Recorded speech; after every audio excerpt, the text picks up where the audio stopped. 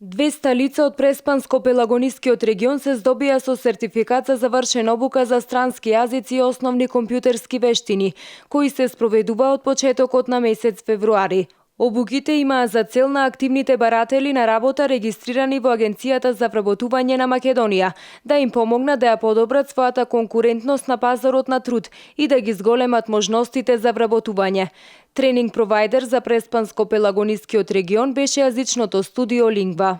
Интересот за оваа обука беше огромен на во Пелагониски регион, аплицираа на 350 лица, кои после евалуацијата од канцеларијата на проектот беа рангирани и со предтестирањето направено од страна на тренинг провайдерот Лингва Битола беа формирани 22 групи. Понудивме курсеви по англиски, германски и италијански јазик за 22 групи за нивоа од А1 до С1. Значи, при тоа беа опфатени 200 кандидати, од кои 120 од Битола.